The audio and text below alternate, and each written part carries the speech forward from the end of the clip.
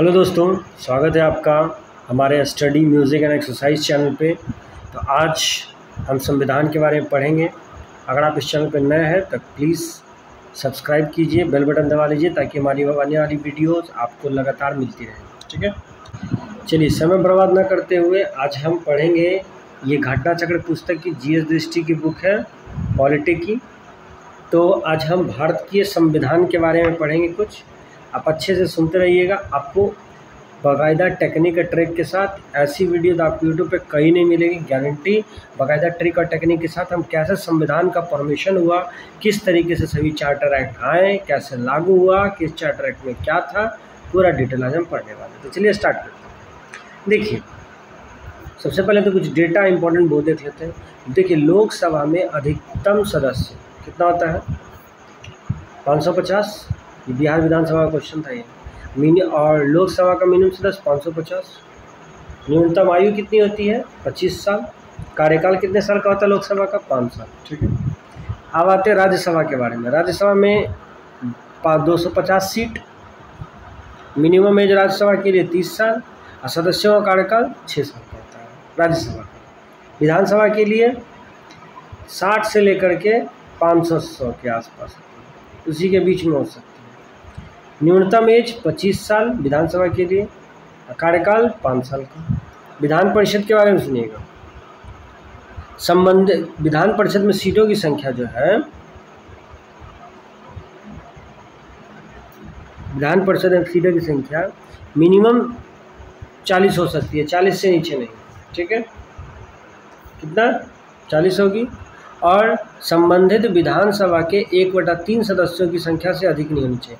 आपको एग्जाम्पल के तौर पे हम बताते हैं। जैसे बिहार विधान परिषद के सीटों की संख्या 75 है और बिहार विधानसभा में सीटों की संख्या 243। इसको 3 से भाग लगाइए तो 3 या 24, लगभग 81 के इर्द गिर्द आएगी। तो है ना आसपास में। ये आपको लॉजिक था फिट करने के लिए। तो 1/3 से अधिक नहीं होना चाहिए। मतलब 81 से इस सीट 82 नहीं हो सकता था, उससे कम ही हो सकता। मिनिमम सीट कितना चाहिए था? 40, मैक्सिमम 75। ठीक है, और विधान परिषद के सदस्यों का कार्यकाल कितने साल का होता है? 6 साल का। तो चलिए अब हम शुरू करते हैं। आपको हमारे राज्य व्यवस्था में कैसा संविधान का निर्माण हुआ, कैसा बढ़ा, हम आज इसके बारे में जानेंगे, हमारे कॉन्स्टिट्यूशन के बारे में। उससे पहले एक डेटा कि अगर आपसे पूछा जाए परीक्षा में सबसे पुराना लोकतंत्र कौन सा है, तो ये वैशाली गणराज्य का बज्जी। ठीक है, वैशाली गणराज्य का बज्जी सबसे पुरानी लोकतंत्र है। और आधुनिक लोकतंत्र बोला जाए तो यूएसए का 1789 में बना था। यूएसए का लोकतंत्र कब बना? 1789। ठीक है, अब अगला बात, अगला सुनिए। अब देखिए, राज्य व्यवस्था का सामान्य परिचय और संविधान और संवैधानिक परिचय। देखिए कैसे कैसे बना वो हम समझते हैं। पहले राज्य व्यवस्था की परिभाषा सुन लीजिए। ठीक है, देखिए आपको पता होगा कि यूएसए में 1789 में, कब? यूएसए 1789 में विश्व में सबसे पहला लिखित संविधान बनाया था। और आपसे एग्जाम में पूछे कि विश्व का सबसे बड़ा लिखित संविधान किसका है, तो वो इंडिया का है। ठीक है, अब देखिए संविधान में का मतलब क्या होता है? सम मतलब बराबर, विधान मतलब कानून। तो सम मतलब बराबर, विधान यानी सबके लिए समान बराबर कानून। देखिए इसका PDF मैंने टेलीग्राम चैनल पे भी डाल दिया है, वहाँ से भी देख सकते हैं। और जो भी मैं छोड़ूंगा उसको आप पढ़ लीजिएगा। ठीक है, अब स्टार्ट करते हैं। देखिए सबसे पहले हम लोग सरकार के बारे में सोचते हैं। आपसे पूछा जाता है ना सरकार में होती है क्या क्या, तो सरकार में 3 चीज़ें होती हैं। एक कार्यपालिका जिसको एग्जीक्यूटिव बोलते हैं, क्या कहते हैं? एग्जीक्यूटिव। विधायिका जिसको लेजिस्लेटिव कहते हैं, क्या कहा जाता है? लेजिस्लेटिव। और न्यायपालिका जिसको जुडिशियरी कहा जाता है, क्या कहा जाता है? जुडिशियरी कहा जाता है।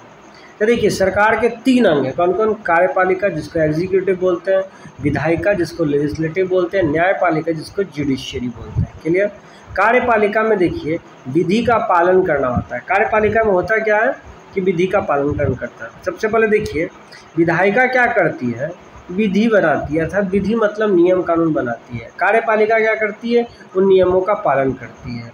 और न्यायपालिका का काम क्या है कि विधि की व्यवस्था करना। अगर कोई न्याय जो कानून बना है अगर वो गलत है तो उसको संशोधन करेगा, या फिर कोई भी व्यक्ति विधि कानून को फॉलो नहीं कर रहा है तो उसको ऐसी व्यवस्था कराएगा जिसके तहत वो फॉलो करे, नहीं तो उसको सजा दी जाएगी। तो ये हो गया सरकार के अंग। क्लियर? एक बार फिर से सुनिए, देखिए। अच्छा, एक बार आप रिवाइज कर लीजिएगा, बहुत ईजी था। अब आगे बढ़ते हैं। अब आइए देखिए लोकतंत्र। अब आपसे अगर बोला जाए कि लोकतंत्र जो है कितने टाइप का होता है, तो 2 टाइप का। लोकतंत्र के रूप कितने हैं? 2 हैं। पहला प्रत्यक्ष लोकतंत्र, दूसरा अप्रत्यक्ष लोकतंत्र। दोनों में डिफरेंस समझिएगा क्या होता है। प्रत्यक्ष लोकतंत्र का मतलब होता है जहाँ पर जनता प्रत्यक्ष शासन करे। प्रत्यक्ष लोकतंत्र में क्या होता है? जहाँ जनता प्रत्यक्ष शासन करे। उदाहरण के तौर पर विश्व के एकमात्र स्विट्जरलैंड के कैंटन प्रांत के नगर सभाओं में प्रत्यक्ष लोकतंत्र। कहाँ है जी? स्विट्जरलैंड के कैंटन प्रांत प्रत्यक्ष लोकतंत्र, जहाँ पर जनता स्वयं शासन करती है। और अप्रत्यक्ष लोकतंत्र में क्या होता है? जहाँ पर जनता का शासन प्रतिनिधियों के द्वारा किया जाता है। ठीक है, जनता का शासन कैसे किया जाता है? प्रतिनिधि के द्वारा। आइए हमारा इंडिया में देखिए, हम लोग पीएम को चुनते हैं, प्रेसिडेंट, हम लोग पीएम को चुनते हैं, मिनिस्टर को चुनते हैं, वो हम पे शासन करते हैं। तो ये अप्रत्यक्ष लोकतंत्र का एक उदाहरण है। अब देखिए आज हम लोग पूरा संविधान कैसे बना, क्या उसका इतिहास है, क्या उसकी क्वालिटी है, वो हम सब समझेंगे। देखिए कंपनी शासन अधिनियम के तहत, पहला कंपनी शासन अधिनियम के तहत पहला जो एक्ट आया वो था रेगुलेटिंग एक्ट। कब आया जी? एग्जाम में बहुत बार पूछा एग्जाम ये सवाल। रेगुलेटिंग एक्ट आया 1773 ईस्वी में। ठीक है, और ब्रिटिश सरकार द्वारा पारित हुआ ये कानून। किसके द्वारा? ब्रिटिश सरकार के द्वारा। कंपनी में व्याप्त भ्रष्टाचार, जैसे ईस्ट इंडिया कंपनी में था ना क्या, कि जैसे आपको पता होगा कि बंगाल के पहले गवर्नर जो बने थे वो रॉबर्ट क्लाइव। कौन बने थे जी? Robert Clive. कब बने? कब बने? 1757 में रॉबर्ट क्लाइव। हुआ क्या था कि जो ईस्ट इंडिया कंपनी के कर्मचारी थे वो वहाँ के राजा लोग से उपहार स्वरूप गिफ्ट लेते थे, घूस लेते थे। ठीक है, तो इसी में हंसराज नाम के व्यक्ति को, हम आगे कहानी सुनाएंगे, हंसराज नाम के व्यक्ति को फांसी दे दी गई थी। इसी को न्यायिक हत्या कहा गया था। खाली घूस लेने का काम था। तो वही कंपनी में व्याप्त भ्रष्टाचार और कुप्रशासन को दूर करने का उद्देश्य था रेगुलेटरी एक्ट का। दूसरा, रेगुलेटरी एक्ट में प्रावधान क्या किया गया? एग्जाम में अगर आपसे सवाल पूछता है कि मद्रास प्रेसिडेंसी या बम्बई प्रेसिडेंसी किसके अधीन थी, तो कलकत्ता प्रेसिडेंसी के अधीन काम कर रही थी। बम्बई और मद्रास किसके अधीन? कलकत्ता प्रेसिडेंसी के अधीन। तीसरा पॉइंट, बंगाल का गवर्नर अब बंगाल का गवर्नर जनरल बन गया। और पहला कौन बनता है? Warren Hasting. कौन बनते हैं जी? Warren Hasting. और सुनिए, कलकत्ता में सर्वोच्च न्यायालय की स्थापना की गई सन 1774 में। और हमारे पहले जो सुप्रीम कोर्ट के जज बने वो थे सर एलिजा एम्पे। आगे बढ़ते हैं। अब थोड़ा इनका रेगुलेटिंग एक्ट का थोड़ा डिटेल देख लेते हैं। देखिए रेगुलेटिंग एक्ट में की खास बात, पहला कि बंगाल में ईस्ट इंडिया, देखिए पहला क्या था, बंगाल के गवर्नर जनरल को बंगाल के गवर्नर को बंगाल का गवर्नर जनरल बनाया गया। क्लियर? पहला पॉइंट क्लियर। दूसरा पॉइंट आइए, बंगाल के पहले गवर्नर बने कौन? वॉरेन हेस्टिंग, और नियुक्त की गई। और साथ ही रिश्वत और उपहार लेने पर प्रतिबंध लगाया गया। ठीक है, क्योंकि बहुत घूस वगैरह लिया जाता था। तीसरा पॉइंट आइए, बंगाल के गवर्नर जनरल के अधीन क्या आ गया? मद्रास और बॉम्बे प्रेसिडेंसी, जो मैंने अभी बताई आपको। और कलकत्ता में सुप्रीम कोर्ट की स्थापना की गई सन 1774 में। और प्रथम न्यायाधीश कौन बने? Sir Elijah Impey. कौन बने? Sir Elijah Impey. अगला सुनिए। और पॉइंट नंबर 5 रेगुलेटिंग एक्ट का, तो 1773 के समय ब्रिटेन के प्रधानमंत्री कौन थे? Lord north. चलिए अब यहाँ तक पढ़ लिया। अब हम आपसे सवाल पूछेंगे, जवाब दीजिएगा। बताइए, कह रहा है कि बंगाल का पहला गवर्नर जनरल कौन अपॉइंट हुआ? तो कौन? Warren Hasting. ठीक है। और रिश्वत और उपहार लेने पर प्रतिबंध किस रेगुलेटिंग एक्ट के तहत लगाया गया ईस्ट इंडिया कंपनी के कर्मचारियों पर? कब भाई? 1773 के रेगुलेटिंग एक्ट से। ठीक है। कलकत्ता में सर्वोच्च न्यायालय की स्थापना की गई किस एक्ट के तहत? 1773 के रेगुलेटिंग एक्ट के तहत। क्लियर हो रहा है? बहुत मज़ा आएगा, बस ऐसे ही देखते रहिए। वीडियो थोड़ी लंबी जाएगी लेकिन आपको संविधान कंस्ट्रक्शन बहुत अच्छा हो जाएगा। चलिए आगे बढ़ते हैं। अब 1773 के बाद आता है 1784 का पिट्स इंडिया एक्ट। ठीक है, देखिए पिट्स इंडिया एक्ट के बारे में समझते हैं। कब आया पिट्स इंडिया एक्ट? 1784। देखिए पिट्स इंडिया एक्ट के तहत बोर्ड ऑफ कंट्रोल और बोर्ड ऑफ डायरेक्टर का नियुक्ति किया गया। ठीक है, बोर्ड पिट्स इंडिया एक्ट के तहत। और इसमें क्या था वो समझिए। कंपनी के मामलों में सरकारी नियंत्रण विधि हुआ। देखिए जो कंपनी, जो ईस्ट इंडिया कंपनी आई थी जिसका स्थापना सन 1600 ईस्वी में हुआ, ईस्ट इंडिया कंपनी का मुख्य उद्देश्य था बिजनेस करना, व्यापार करना। लेकिन वो बिजनेस करते करते क्या हो रहा था कि सरकारी बन गए थे और साथ ही वो घूस लेने लगे थे ईस्ट इंडिया कंपनी वाले। तो इसीलिए उनके सरकारी नियंत्रण में, कंपनी के मामलों में सरकारी नियंत्रण में वृद्धि हुआ, सरकारी व्यवस्था होती चली गई। व्यापारी कंपनी के व्यापार में अहस्तक्षेप का नीति। तो पूछेगा आपसे परीक्षा में कि ईस्ट इंडिया कंपनी जो व्यापार कर रही थी उसमें अहस्तक्षेप की नीति लाई गई, यानी ब्रिटिश सरकार जो है किसी भी तरह का कोई हस्तक्षेप नहीं करेगा। ये कौन सा एक्ट के तहत? तो सन 1784 के एक्ट के तहत। ठीक है। पॉइंट नंबर 3 कहता है कि बोर्ड ऑफ कंट्रोल और बोर्ड ऑफ डायरेक्टर का अपॉइंटमेंट किया गया किस एक्ट के तहत? तो ये 1784 के पिट्स इंडिया एक्ट के तहत। अब आपसे एग्जाम में पूछेगा ना कि बोर्ड ऑफ कंट्रोल का काम क्या था, बोर्ड ऑफ डायरेक्टर का काम क्या था, तो समझिए बोर्ड ऑफ कंट्रोल, कंट्रोल माने नियंत्रण। और हमारे देश पे नियंत्रण कौन करता है? राजनीतिक लोग, नेता लोग, राजनीतिक नेता लोग। तो कंट्रोल किस पे? राजनीतिक पे किया। अब बोर्ड ऑफ डायरेक्टर, कभी आप देखेंगे कोई कंपनी में कि बोर्ड ऑफ डायरेक्टर का काम क्या होता है? बस कर्मचारियों को नियुक्ति करना। तो सरकारी कर्मचारियों को नियुक्ति के लिए बोर्ड ऑफ डायरेक्टर का नियुक्ति किया गया था। ठीक है, अगला बढ़िए। साथ ही पिट्स इंडिया एक्ट 1784 का तीसरा पॉइंट कहता है कि कंपनी के व्यापारिक एवं राजनीतिक कार्यों को अलग अलग कर दिया गया। यानी ईस्ट इंडिया कंपनी में जो था कि कंपनी का व्यापारिक कार्य अलग होगा, राजनीतिक कार्य अलग होगा, मतलब बिजनेस का मामला अलग और शासन व्यवस्था का मामला अलग। ये था पिट्स इंडिया एक्ट 1784। ठीक है, उम्मीद करते हैं कोई दिक्कत नहीं होगी। सब तीनों पॉइंट क्लियर ना जी?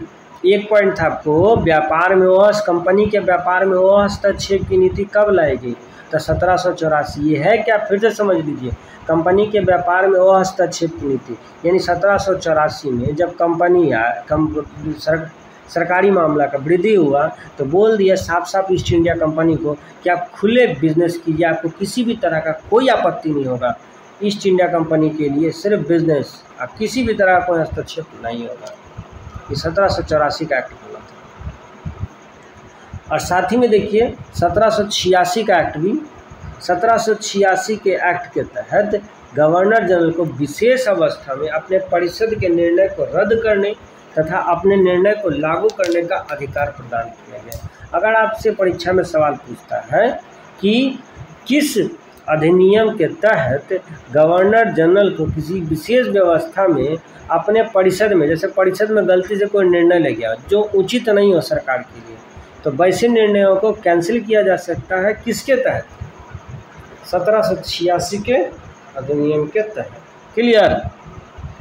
चलिए अब सुनिए 1784 का जो पिट्स इंडिया एक्ट था अभी हम लोगों ने पढ़ लिया था, अभी इसका रिवीजन हो जाए डिटेल्स। देखिए पहला क्या था 1784 का अधिनियम के तहत? सबसे पहला द्वैत शासन का शुभारंभ हो गया, द्वैत शासन का व्यवस्था आ गया। द्वैत शासन का मतलब अब ईस्ट इंडिया कंपनी, कौन कौन? ईस्ट इंडिया कंपनी तथा ब्रिटिश सरकार दोनों मिलकर के शासन व्यवस्था चलाएगी। अब द्वैत शासन का शुभारंभ होता है, पहला पॉइंट। पूछेगा आपसे परीक्षा में द्वैत शासन का शुभारंभ कब हुआ था? 1784 1784 के एक्ट, पिट्स इंडिया एक्ट के तहत। ठीक है, दूसरा और देखिए 1784 के पिट्स इंडिया एक्ट के तहत ईस्ट इंडिया कंपनी के व्यापारिक और राजनीतिक कार्यों को अलग अलग किया गया। ठीक है ना, व्यापारिक और राजनीतिक कार्यों को अलग अलग किया गया। क्लियर।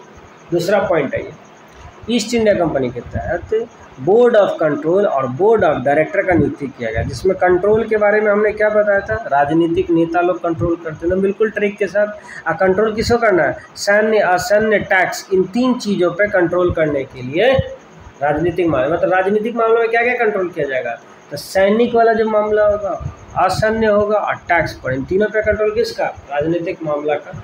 ये हो जाएगा आपको राजनीतिक मामला, बोर्ड ऑफ कंट्रोल करेगी।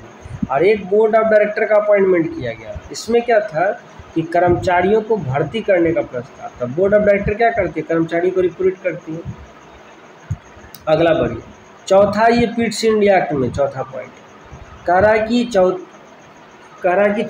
हुआ क्या कि जो पिट्स इंडिया एक्ट को लागू किए थे हमारे ब्रिटेन के प्रधानमंत्री लॉर्ड नॉर्थ। कौन किए थे, लॉर्ड नॉर्थ।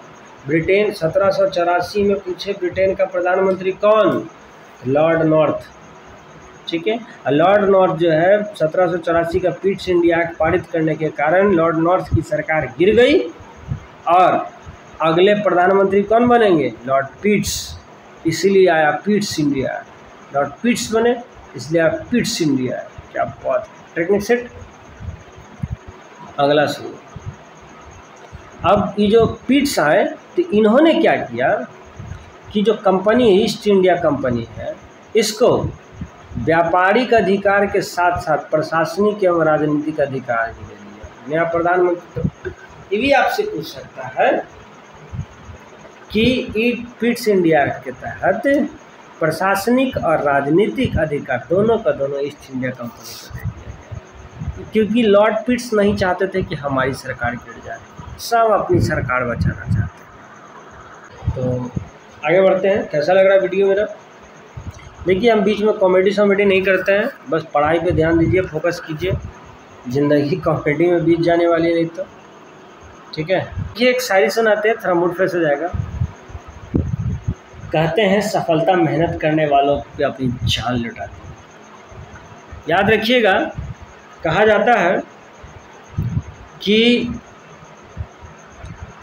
मुकद्दर, कहा जाता है जो पसीने की स्याही से लिखते हैं उनके मुकद्दर के पन्ने कभी कोड़े नहीं होते। लगा दो आग पानी में जवानी उसे कहते हैं, छीन लो सिलेक्शन कहानी उसे। लगे रहिए, जान लगा देनी अपनी आखिरी दम तक।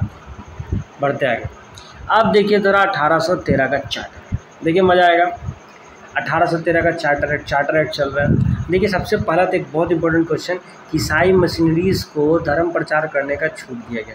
एग्ज़ाम में बहुत कॉमन सवाल पूछता है कि ईसाई मिशनरी जो है धर्म प्रचार करने के लिए भारत में कब आई, किस चार्टर एक्ट के तहत, तो 1813 का चार्टर एक्ट के तहत। याद कैसे रहेगा, देखिए ये तेरा मेरा करके ना ईसाई में कन्वर्ट करवा देता था हिंदू का, तेरा मेरा करके ना ईसाई को हिंदू में कन्वर्ट करवा देता था, तेरा मेरा 1813 हो गया। अगला बढ़ते हैं, कंपनी का व्यापारिक अधिकार समाप्त, पहला पॉइंट।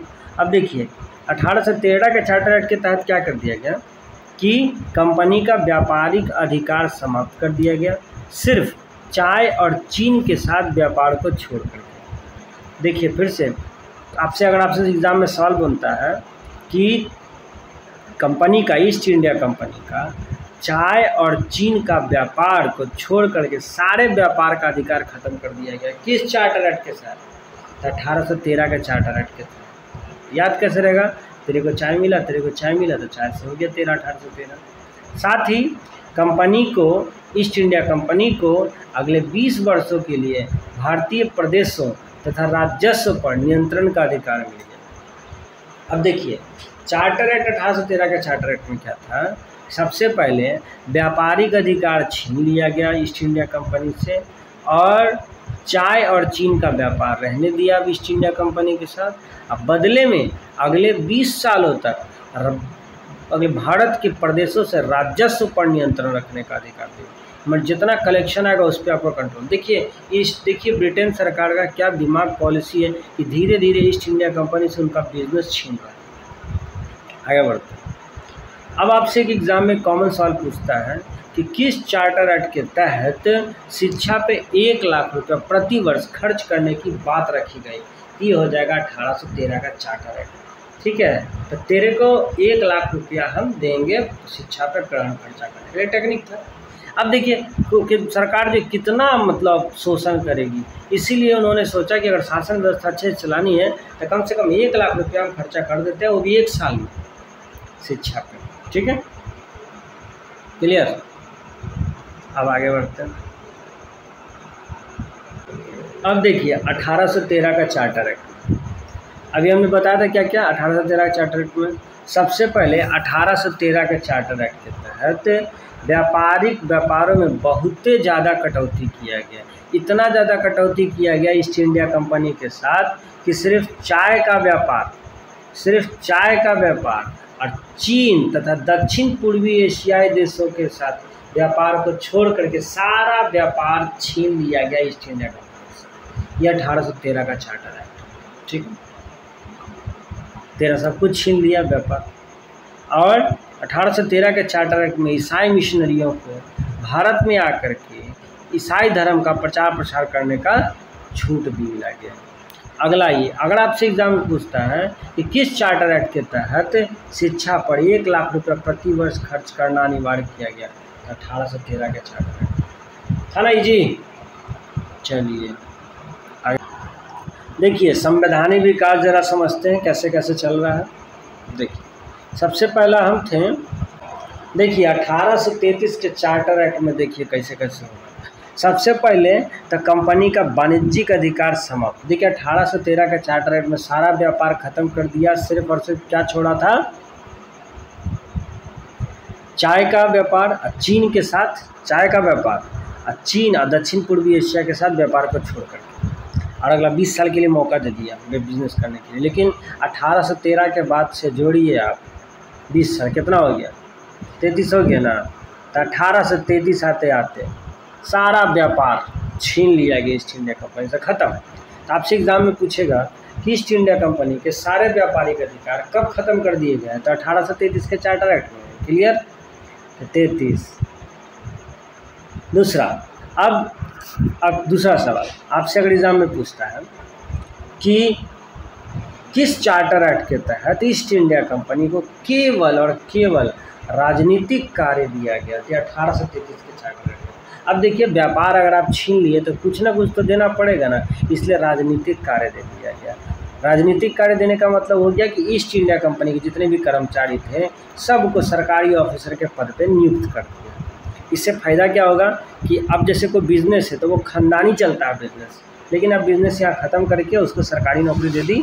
अब क्या होगा कि उसके आने वाले संतान होंगे उनका वो अधिकार नहीं मिलेगा, और बिज़नेस करने का अधिकार कौन ले लिया, पूरा ब्रिटिश गवर्नमेंट। क्लियर। अगला बढ़िए, केवल राजनीतिक कार्य कब सौंपा गया, 1833 के चार्टर एक्ट में। अगला बढ़िए, अब 1833 के चार्टर एक्ट के तहत बंगाल का गवर्नर जनरल भारत का गवर्नर जनरल बनेगा, और पहला कौन बनता है, लॉर्ड विलियम बेंटिक। क्लियर, कौन बनता है, लॉर्ड विलियम बेंटिक। अगला बढ़िए, साथ ही गवर्नर जनरल की परिषद में एक कानूनी सदस्य सम्मिलित किया गया जिसका नाम था मैकाले। तो अगर आपसे एग्जाम में पूछे कि सर्वप्रथम विधि सदस्य कौन था, सर्वप्रथम कानून बनाने वाला सदस्य कौन था, तो लॉर्ड मैकाले। साथ ही लॉर्ड मैकाले का एक और चर्चा किया जाता है कि भारत में अंग्रेजी शिक्षा का जन्मदाता के रूप में, अंग्रेजी शिक्षा का जन्मदाता बोला जाए तो लॉर्ड मैकाले हो जाएंगे। आगे बढ़िए, क्लियर यहाँ तक। तब मैकाले क से हो गया आपका क ख ग यानी अर्थात क ख ग हटा करके अब अंग्रेजी ला दिया, तो अंग्रेजी शिक्षा का जन्मदाता लॉर्ड मैकाले। दूसरा,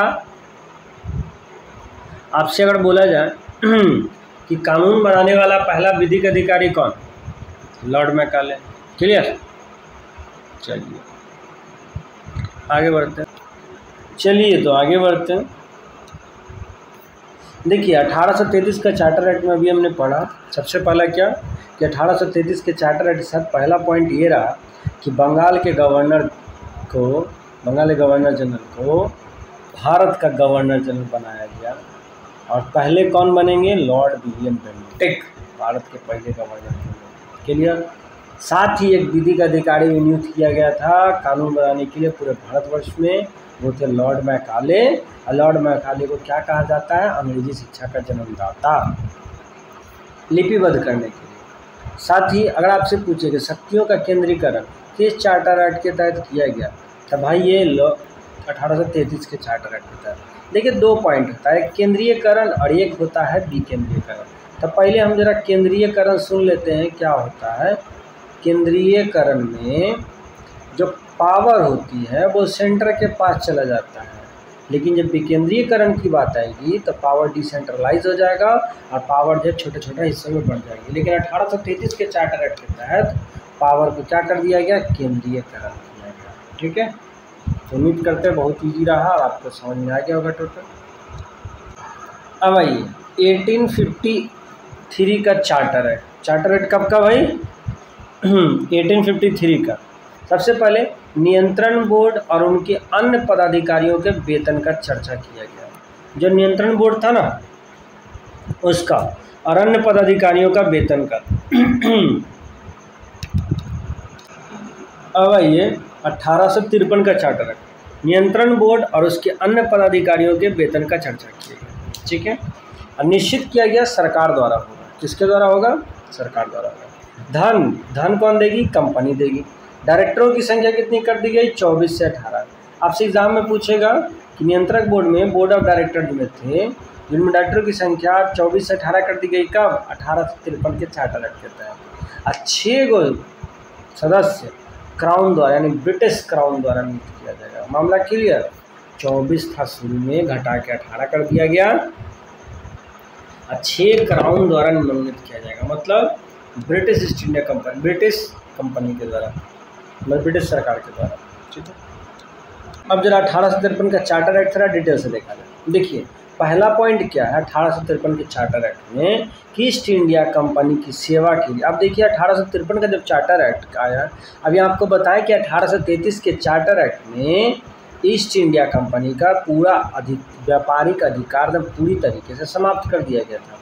ठीक है, अब क्या हुआ कि अब जो है ईस्ट इंडिया और राजनीतिक अधिकार दिए गए थे, उसको उनको सरकारी नौकरी दे दी गई थी। अब हुआ क्या 1853 के चार्टर एक्ट में कि अब जो भी बड़े बड़े पोस्ट पर अधिकारी हैं ईस्ट इंडिया कंपनी के ब्रिटिश गवर्नमेंट के तहत, उन अब जो नया ज्वाइनिंग लेगा उसके लिए भर्ती की प्रक्रिया अप्लाई की जाएगी। क्या किया जाएगा?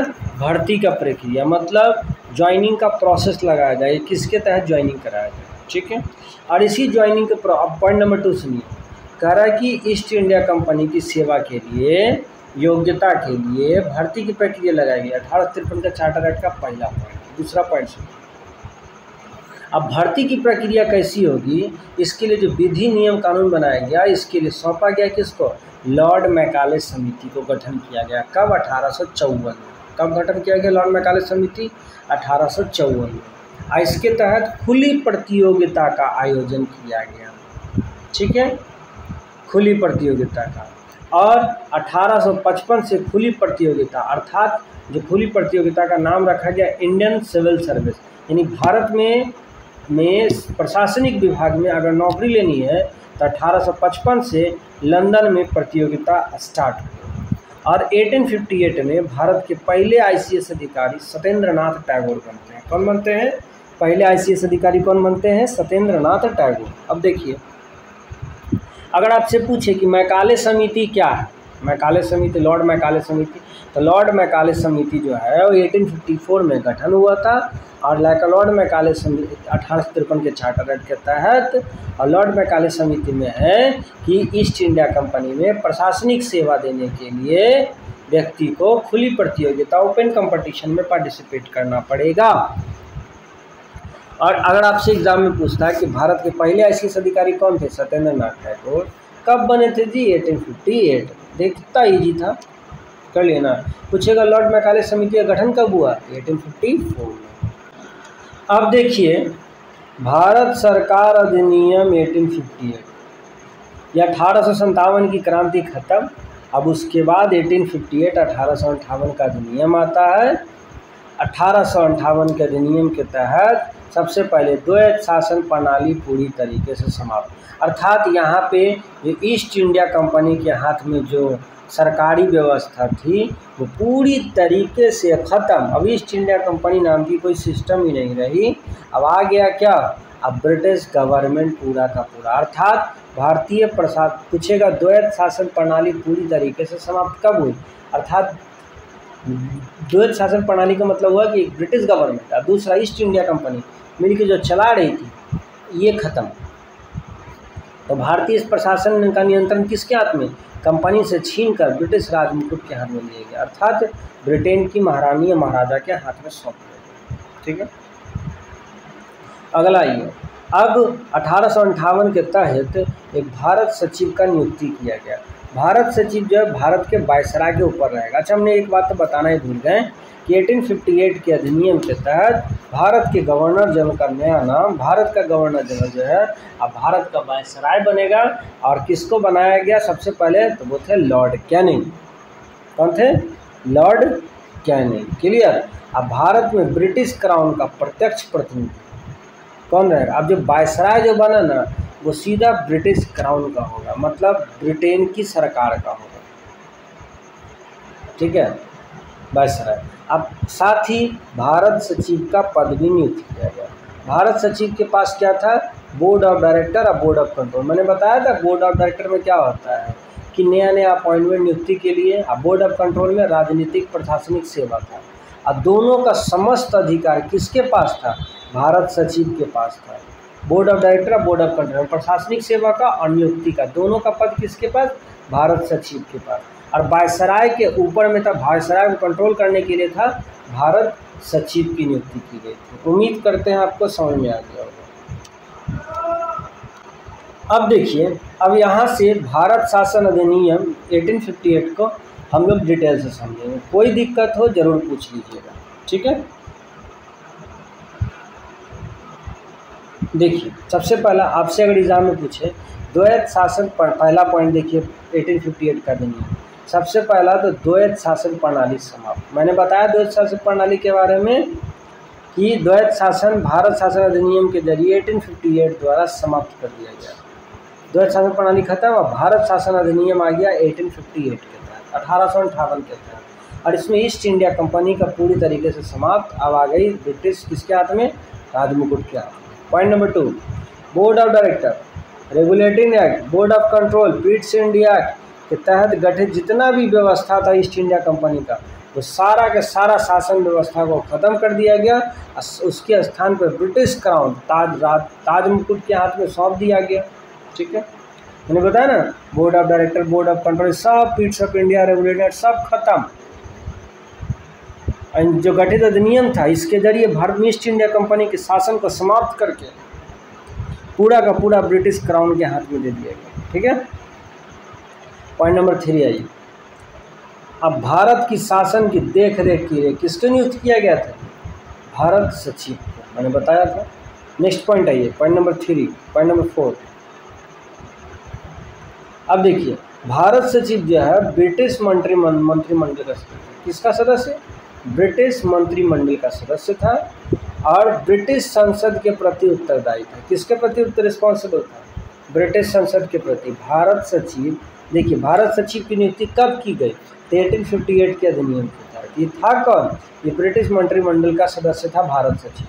ठीक है, देखिए इस वीडियो को आप देखिए भी, सुनिए भी, आपको बहुत बेहतरीन तरीके से याद हो जाएगा। इंटरेस्ट बनाइए, देखिए और सुनिए। अब देखिए, भारत सचिव की सहायता के लिए 15 सदस्यीय परिषद का गठन करने का प्रावधान किया गया। अब देखिए, हम लोग पढ़े थे 1858 का अधिनियम के बारे में। ठीक है, तो भारत के शासन की देखरेख करने के लिए किसको नियुक्त किया गया था 1858 के अधिनियम, तो भारत सचिव, मैंने बताया आपको। ठीक है, अब भारत सचिव की सहायता करने के लिए 15 सदस्यीय टीम का गठन किया गया था, ये भी ध्यान रखिएगा। अब भारत सचिव जो है ब्रिटिश संसद के प्रति उत्तरदायी होता है। क्लियर, भारत सचिव जो है वो ब्रिटिश मंत्रिमंडल का सदस्य भी था। क्लियर, उम्मीद करते समझ गए होंगे। अब देखिए गवर्नर जनरल के, भारत के गवर्नर जनरल को भारत के वायसराय के रूप में कन्वर्ट कर दिया गया। क्या बात है। पॉइंट नंबर 5 देखिए, भारत का गवर्नर जनरल के बाद भारत का वायसराय बनाया गया 1858 के तहत, और भारत के पहले वायसराय बनेंगे लॉर्ड कैनिंग। कब? 1858। क्लियर भाई। अब सुनिए, वायसराय को, अब देखिए पॉइंट नंबर 6, वायसराय को अपनी शक्तियों के प्रयोग में भारत सचिव की अनुमति प्राप्त थी, करना अनिवार्य कर दिया गया। मतलब ये हुआ कि 1858 के अधिनियम के तहत भारत का वायसराय यदि कोई भी फैसला लेता है तो उससे पहले भारत सचिव से परमिशन लेना पड़ेगा। ये कौन सा अधिनियम चल रहा है? 1858 का सेट। अगला बढ़िया। और 1858 के अधिनियम को शासन को अच्छा बताने वाला अधिनियम के नाम से प्रसिद्ध हुआ। पूछेगा कि किस भारत शासन अधिनियम को सबसे अच्छा शासन अधिनियम बताने वाला सिद्ध हुआ? 1858 का अधिनियम। ठीक है, बिल्कुल। 1857 की क्रांति हुई तो सब ब्रिटिश गवर्नमेंट थोड़ा सदमे में थी, तो सोच रही थी कि कैसे हम शासन व्यवस्था करें जिससे आम जनता भारत की हमसे खुश है। ठीक है, तो इसीलिए 1858 का अधिनियम लेकर आए थे। अब देखिए थोड़ा, ये ब्रिटिश ताज के शासन अधिनियम, ब्रिटिश ताज का शासन अधिनियम के तहत भारतीय परिषद अधिनियम 1861। अब हम लोग जरा इसको देखते हैं। देखिए सबसे पहला कि वायसराय को आपातकाल में क्या क्या शक्तियां दी गई वो सुनिएगा। पहला, वायसराय को आपातकाल में अध्यादेश जारी करने का अधिकार दिया गया। और अभी वर्तमान में अध्यादेश जारी करने का अधिकार किसके पास है? राष्ट्रपति के पास। आर्टिकल 123 के तहत राज्यपाल को बोला जाए कि अध्यादेश जारी करने का अधिकार कितना है, तो 213 है। राष्ट्रपति को बोला जाए अध्यादेश जारी करने का अधिकार कितना है, तो 127 को। 127 से प्रेसिडेंट के लिए है, 213 है राज्यपाल के लिए। ठीक है, अब देखिए, और साथ ही अध्यादेश लागू रहने की अधिकतम सीमा कितनी होती है? 6 महीना। जब अध्यादेश लागू होगा तो मैक्सिमम कितने महीने तक लागू होगा अध्यादेश? 6 महीने तक। ठीक है, अगला बढ़ते हैं। परिषद को कानून बनाने की शक्ति प्रदान की गई। जो परिषद थी, भारतीय परिषद अधिनियम के तहत परिषद को कानून बनाने की शक्ति दिया गया लॉर्ड कैनिंग विभागीय प्रणाली के। ठीक है, अगला बढ़ते हैं। वायसराय की कार्यकारी परिषद का विस्तार किया गया। वायसराय का कार्यकारिणी था, एग्जीक्यूटिव डिपार्टमेंट, उसको थोड़ा विस्तार किया गया। और साथ ही अगर आपसे एग्जाम में पूछता है, याद कीजिए, तो बम्बई और मद्रास प्रांतों को पुनः प्रदत्त अधिकार दिया गया। बम्बई मद्रास को क्या किया कि चाहिए अब अपना शासन व्यवस्था खुद चलाइए, और अपने लिए कानून बनाना, संशोधन करने का अधिकार। जितना छोटा छोटा स्टेट था सबको बोला कि जाइए अपने लिए आप कानून बनाइए, आप अपने लिए कानून बनाइए, संशोधन कीजिए। अब बम्बई मद्रास को प्रांतों में बांट दिया ताकि आप खुद अपना शासन व्यवस्था कीजिए, ताकि आपकी निर्भरता केंद्र सरकार पे थोड़ी कम हो सके। ये था 1861 का अधिनियम। क्लियर। अब थोड़ा 1861 के अधिनियम को हम लोग थोड़ा डिटेल से पढ़ते हैं। देखिए, भारतीय परिषद अधिनियम 1861 को समझिएगा। सबसे पहला भारतीय परिषद अधिनियम 1861 में क्या हुआ? सती प्रथा का अंत हुआ। पूरी की पूरी तरह सती प्रथा का मामला समाप्त। पूछेगा सती प्रथा का अंत कब हुआ? 1861 में। याद कैसे रहेगा? देखिए, 18 से 61 साल की कोई भी महिला सती प्रथा नहीं हो, मतलब सती नहीं होगी 18 से 61 साल की है, जिस समय आईपीसी, याद कीजिए, आईपीसी की धारा 1860 में लगी। यही आईपीसी की धारा जो है ना, खाली कानून व्यवस्था लेकर आया था। यही अगले साल 1861 में बोला कि जो भी सती प्रथा को सपोर्ट करेगा उसको जेल में डाल देंगे। तो यही 1861 में सती प्रथा का पूरी तरह से अंत हो गया। पॉइंट नंबर 2 सुनिए, पावर का डिसेंट्रलाइजेशन हुआ। डिसेंट्रलाइजेशन का मतलब पावर को बंटवारा कर दिया गया। थोड़ा प्रांतों को दिया, थोड़ा पुलिस को दिया, थोड़ा विभागीय एग्जीक्यूटिव डिपार्टमेंट को दिया। तो पावर का डिसेंट्रलाइजेशन, जहाँ भी पावर का डिसेंट्रलाइजेशन होगा वो बहुत ही बेहतरीन राज्य बनेगा। आगे बढ़ते हैं। अब अगला सुनिए, पॉइंट नंबर 3 सुनिएगा। मद्रास और बम्बई, भी मैंने बताया था कि 1861 के अधिनियम के तहत मद्रास और बम्बई प्रेसिडेंसी को वापस शक्ति देकर के विकेंद्रीकृत किया गया। ठीक है, वापस विकेंद्रीकृत किया गया। और यही केंद्रीयकरण जो 1773 के रेगुलेटिंग एक्ट में हुआ था उसको उल्टा कर दिया गया। मद्रास और बम्बई प्रेसिडेंसी को क्या किया, उसको अलग कर दिया गया, अलग प्रांत दे दिया गया और बोला कि आप खुद अपना लीड कीजिए। ठीक है, अगला पॉइंट सुनिए। 1861 के अधिनियम के तहत ही कलकत्ता, बम्बई, मद्रास में हाई कोर्ट की स्थापना की गई। ठीक है, हाई कोर्ट की स्थापना की गई।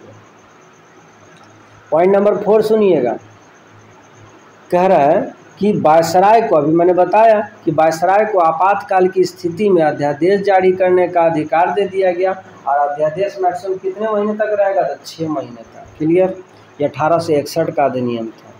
18 से 61 साल का लड़का लोग पर अध्यादेश जारी कर दिया। अगला बढ़िए, 1861 के अधिनियम के तहत ही अलग अलग मतलब विभागों का गठन किया गया, अर्थात अलग अलग विभाग के लिए वायसराय की अलग अलग विभागों के लिए वायसराय के कार्यकारिणी को ही उत्तरदायित्व बनाया गया। कहता कि अलग से एक डिपार्टमेंट बनाना है और उस डिपार्टमेंट का उत्तरदायित्व किसको दिया गया, वायसराय को। इसीलिए जल मंत्रालय, रक्षा मंत्रालय, कृषि मंत्रालय, खाद्य मंत्रालय, संचार मंत्रालय, स्वास्थ्य मंत्रालय, इस सारा का सारा मंत्रालय कब आया, 1861 के अधिनियम के तहत। क्लियर, अगला बढ़िया।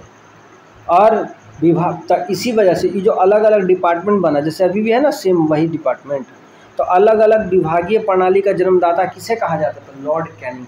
किसे कहा जाता है, लॉर्ड कैनिंग, जो हमारे भारत के पहले वायसराय रहे। क्लियर भाई, अब अगला बढ़िया, भारत परिषद अधिनियम 1892 को सुनते हैं। यहाँ तो कोई दिक्कत नहीं। भारतीय परिषद अधिनियम 1892 द्वारा विधायी संस्थाओं के लिए अप्रत्यक्ष ढंग से निर्वाचन की प्रक्रिया की गई। अप्रत्यक्ष ढंग से निर्वाचन की प्रक्रिया शुरू की। इसके बावजूद भी वायसराय को मनोनयन करने का अधिकार। देखिए, आपसे एक सवाल पूछते हैं, जैसे भारतीय परिषद अधिनियम 1892 के तहत अप्रत्यक्ष ढंग से निर्वाचन की प्रक्रिया, माने निर्वाचन होगा, सिलेक्शन होगा, लेकिन अप्रत्यक्ष तरीके से होगा। अब बजट एग्जाम में एक क्वेश्चन जो बहुत कॉमन रहता है कि बजट पर बहस करने का अधिकार किस अधिनियम के तहत दिया गया।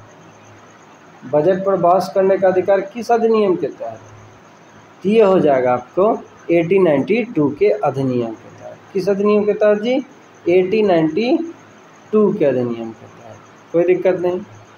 पूछेगा बजट पर बहस करने का अधिकार कब दिया गया, 1892 के अधिनियम के तहत। ठीक ना, चलिए आगे बढ़ते हैं। पूछेगा आपसे एग्जाम में बजट पर बहस करने का अधिकार कब दिया गया, 1892। तब याद कैसे रहेगा कि देखिए 92 साल का आदमी, 92 ईयर्स का आदमी बजट पर बहस करेगा, 92 साल का आदमी बजट पर बहस करेगा। अभी हमने पढ़ा था 1892 का अधिनियम। ठीक है, तो विधानमंडल के सदस्यों को बजट पर विचार प्रकट करने का अधिकार दिया गया। अभी मैंने बताया ना कि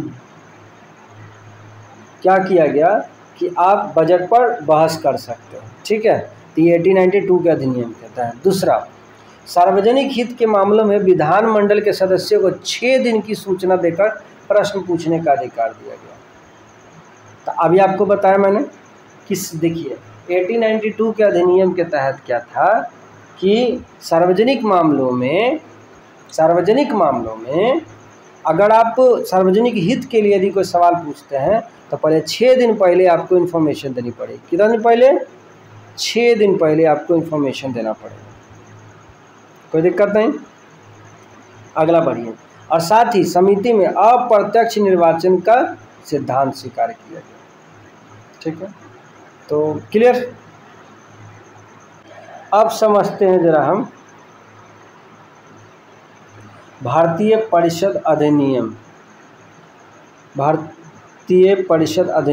1909 को, जिसको मार्ले मिंटो सुधार अधिनियम कहा जाता है। क्या कहा जाता है, मार्ले मिंटो सुधार अधिनियम कहा जाता है। 1909 में आया था। ठीक है, मार्ले मिंटो सुधार अधिनियम को सांप्रदायिक प्रतिनिधि का व्यवस्था करता था। ये देखिए, पूछेगा सांप्रदायिक प्रतिनिधि का व्यवस्था कब किया गया। सांप्रदायिक का मतलब होता है हिंदू मुस्लिम का बंटवारा। ठीक है, अगला बढ़ते हैं।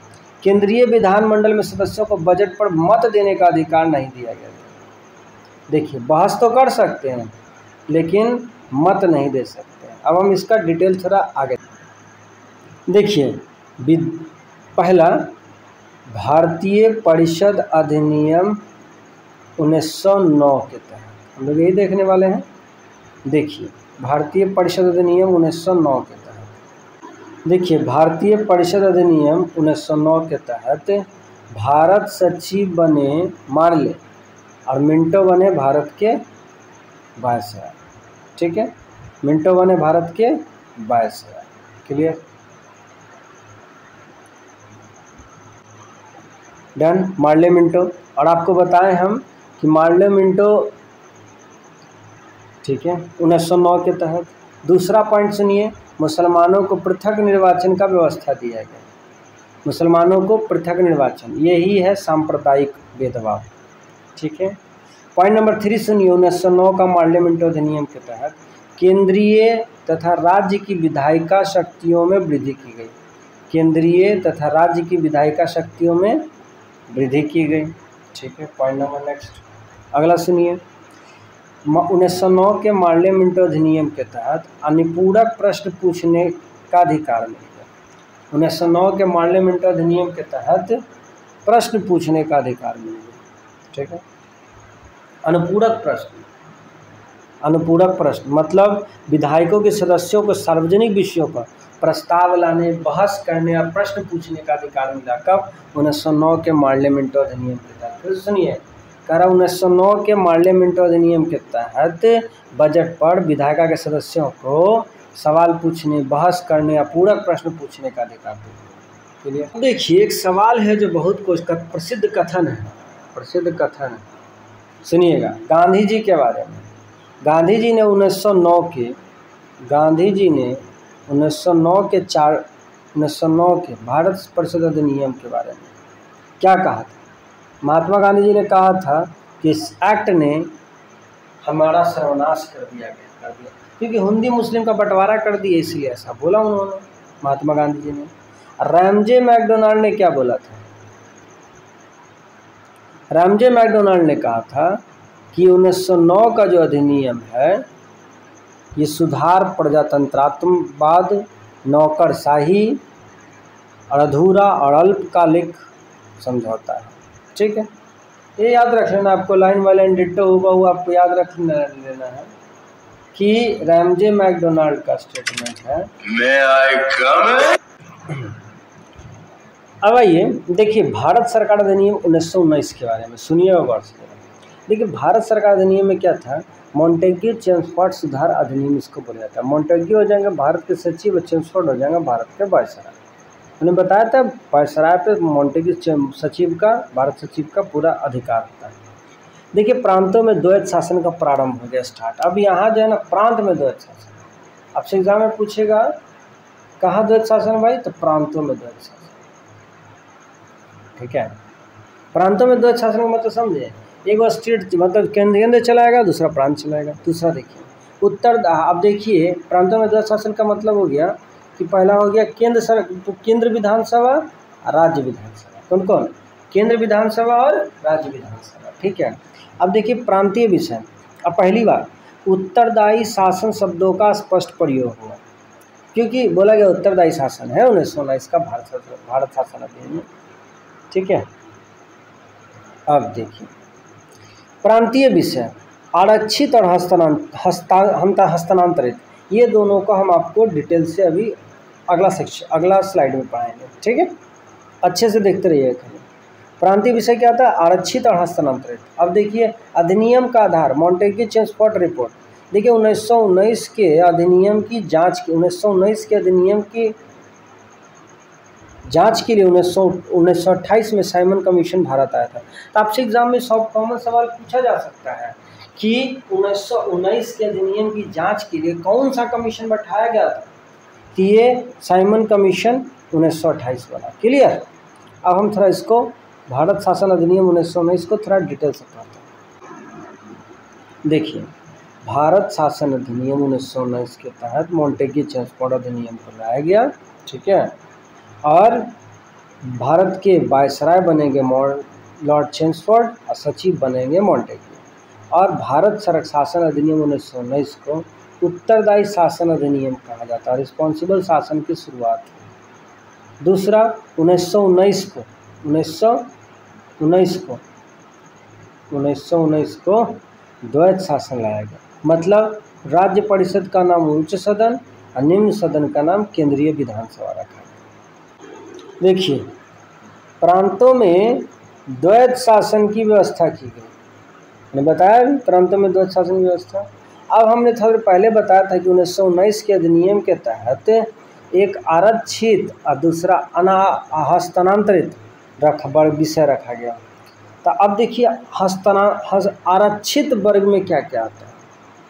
तो आरक्षित वर्ग में आता है आपको भूमि कर। आरक्षित वर्ग में क्या क्या आता है?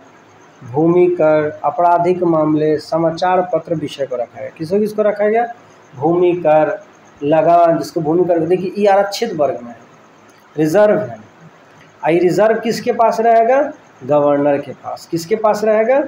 गवर्नर के पास। तो आरक्षित माने रिजर्व रखेगा गवर्नर के। तो पुलिस का मामला, समाचार पत्र, ये सब आरक्षित वर्ग में।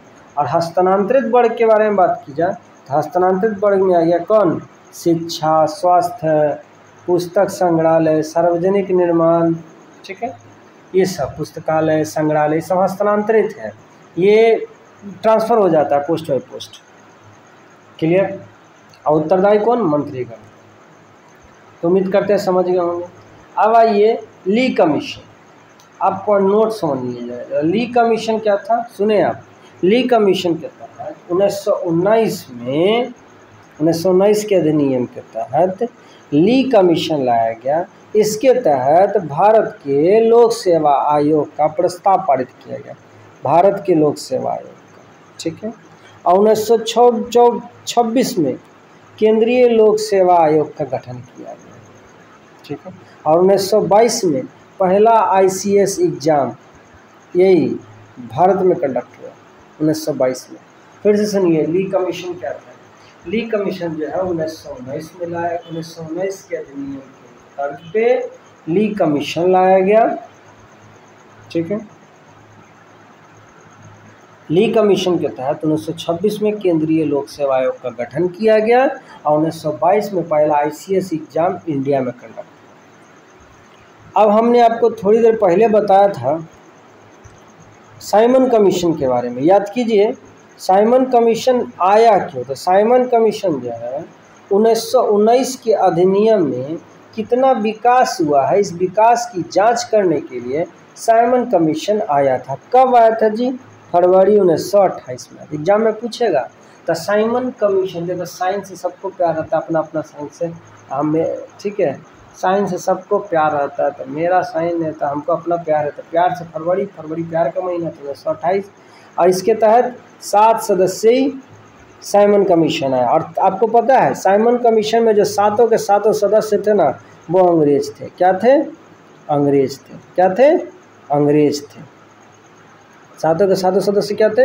अंग्रेज थे। तो लाला लाजपत राय ने मिल करके साइमन कमीशन वापस जाओ का नारा लगाया था। साइमन कमीशन वापस जाओ का नारा लगाया था, ठीक है। और सबसे पहले कमीशन कहाँ पहुँचा जी? बम्बई पहुँचा था। कहाँ पहुँचा? बम्बई। एग्जाम में पूछेगा कि सबसे पहले साइमन कमीशन कहाँ पहुँचा है? बम्बई पहुँचा था। बम्बई, क्योंकि बम्बई पोर्ट है, वहीं से आने का सबसे अच्छा रास्ता है, इसीलिए अरब सागर होते हुए। तो अगला बढ़ते हैं।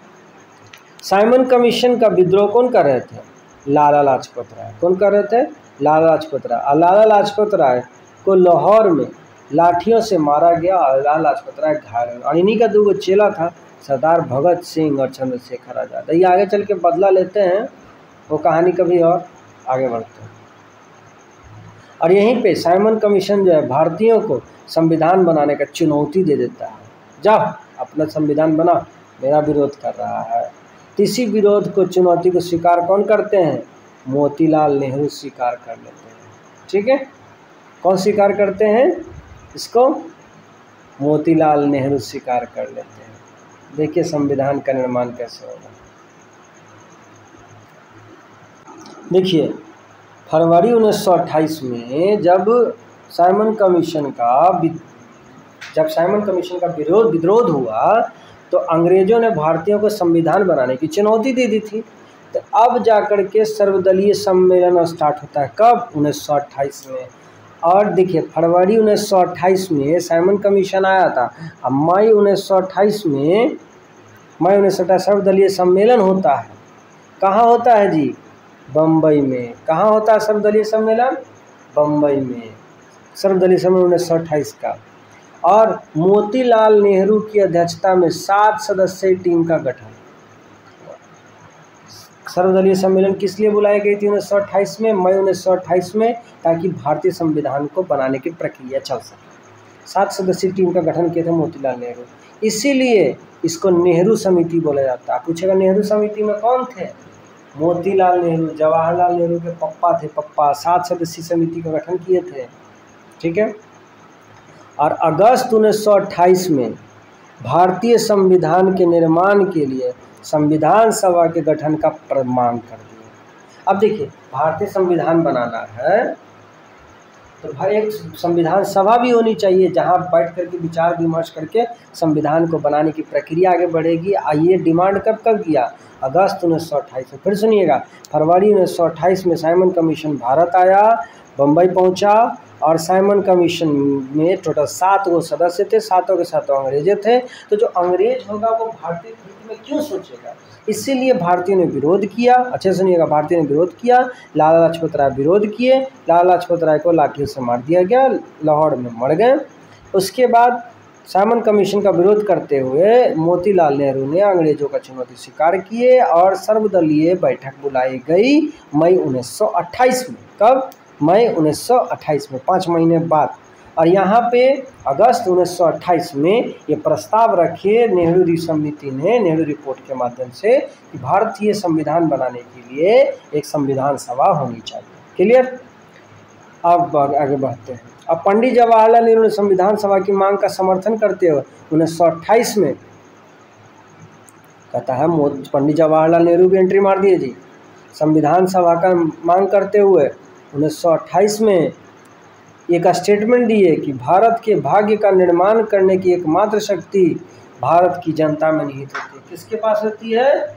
भारत की जनता के पास होती है। क्लियर? उम्मीद करते होंगे इंटरेस्ट बन रहा होगा। अब आइए सबसे बड़ा, भारतीय शासन अधिनियम। भारत शासन अधिनियम में कहा जाता है कि लगभग आधा संविधान तो यहीं बनकर तैयार हो गया था। तो हम लोग इसको थोड़ा डिटेल से पढ़ते हैं। ठीक है, देखिए पहला हम लोग चालू कर रहे हैं भारत शासन अधिनियम। ठीक है, देखिए भारत शासन अधिनियम 1935 को देखिए सबसे पहला पॉइंट ये है भारत शासन अधिनियम को कि भारत शासन अधिनियम में सबसे ज़्यादा प्रभाव, पूछेगा कौन सा अधिनियम छोड़ा है भारत पे, तो ये है भारत शासन अधिनियम 1935 का, भारतीय संविधान को छोड़ा। पॉइंट नंबर 2, करीब 250 अनुच्छेद बन के संविधान में जोड़ा गया था। यही 1935 के भारत शासन अधिनियम से कितना अनुच्छेद? 250 वो जोड़ दिया था। ठीक है, पॉइंट नंबर 3 आइए, अखिल भारतीय महासंघ स्थापित करने का प्रावधान लाया गया था 1935 के भारत शासन अधिनियम में। कौन सा क्या लाया गया? अखिल भारतीय महासंघ स्थापित करने का। ठीक है, अर्थात अखिल भारतीय संघ का गठन का प्रस्ताव लाया गया। क्लियर? अगला बढ़िए, भारत शासन अधिनियम का नेक्स्ट पॉइंट, केंद्र में द्वैत शासन का प्रावधान। केंद्र में द्वैत शासन का प्रावधान लाया गया। प्रांतों में द्वैत शासन की व्यवस्था को समाप्त कर उसके स्थान पर केंद्र में द्वैत शासन, प्रांत में द्वैत शासन था ना, उसको समाप्त करके केंद्र में द्वैत शासन चालू किया गया। और इसके तहत धार्मिक, रक्षा मामले, विदेशी मामले को रिजर्व रखा गया। ठीक है, सब किसके हाथ में था? ये सब मामला वायसराय के हाथ में। सब चल रहा 1935 का भारत शासन अधिनियम। अभी हम देखते चलिए। ठीक है, अब देखिए भारत शासन अधिनियम के तहत ब्रिटिश संसद की सर्वोच्चता का प्रावधान किया गया। ब्रिटिश शासन क्या था? सर्वोच्च है, ये कहना है भारत शासन अधिनियम के 1935 का। अगला सुनिए,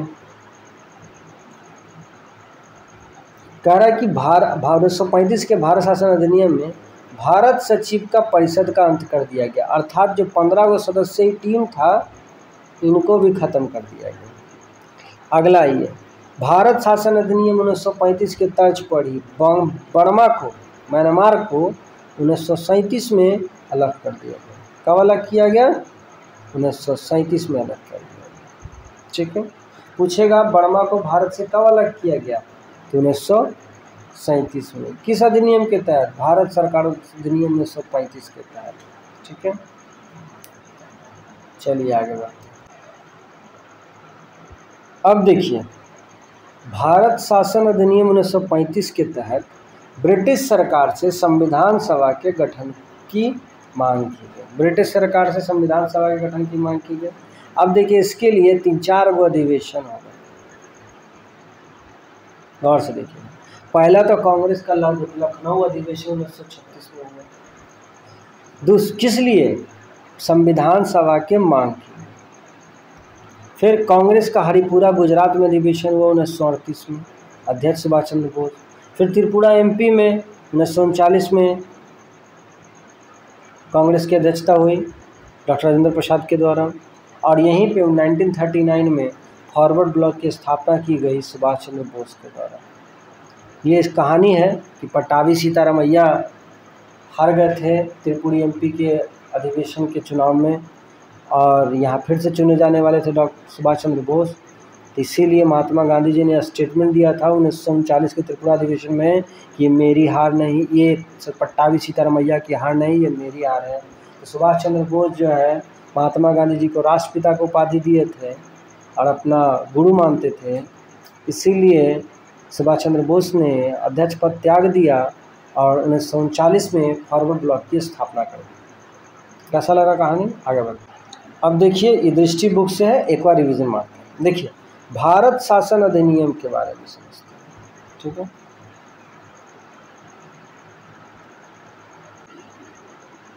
भारत शासन अधिनियम 1935 के बारे में समझते हैं। ठीक है, पहला था गठन, संघीय लोक सेवा आयोग का गठन की बात की गई। दूसरा,